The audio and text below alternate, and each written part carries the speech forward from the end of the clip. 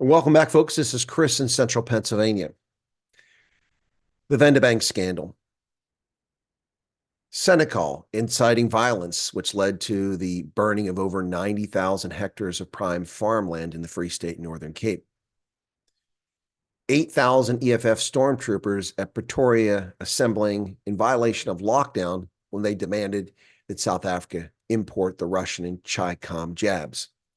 The bogus Tresemme scandal, with EFF attacks on 43 clicks locations around the country.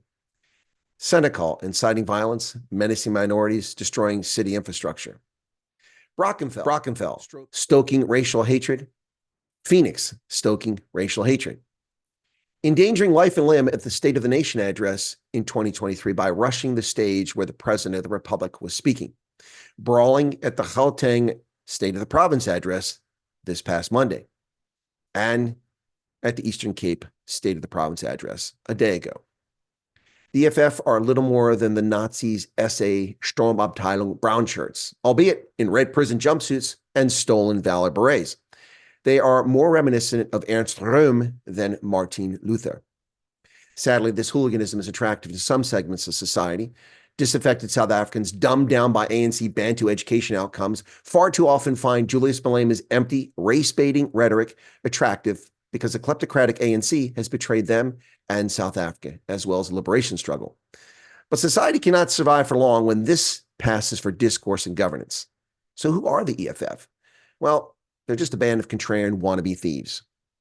Their 2024 election manifesto is nearly entirely unworkable and little more than a drive to dupe voters to pull the lever for the EFF so they can add more patronage, members of parliament positions with the coveted blue light escorts and comfy perks for people who have accomplished little to nothing except sow hatred and discontent for well over a decade of existence.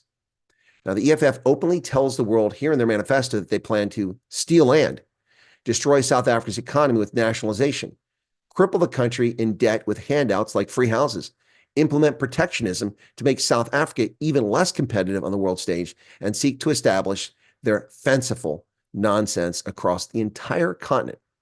To say the EFF is delusional would be an insult to those suffering from mental illness. But ladies and gentlemen, there is a method to their madness. The EFF sees a window to garner 15% of the votes, ensuring their angry contrarian party retains and increases access to the gravy train, regardless of who forms a coalition in June. And make no mistake, there will not be a majority party winning South Africa's elections on May 29th. It will force a coalition, some sort of grand coalition potentially, and the opposition parties are hoping for the multi-party charter to be that force.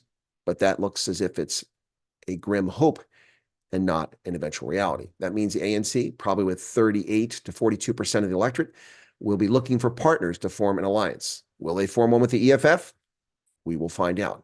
Whatever the case is, whoever enters a coalition with the economic freedom fighters enters a devil's bargain, because they do not play fairly. They do not play for South Africans. The EFF plays for itself. Just ask the elderly, Black, Venda-speaking South Africans who are swindled out of their life savings by people associated and playing major roles in the EFF, according to the court, not according to me. Well, folks, South Africans have a choice.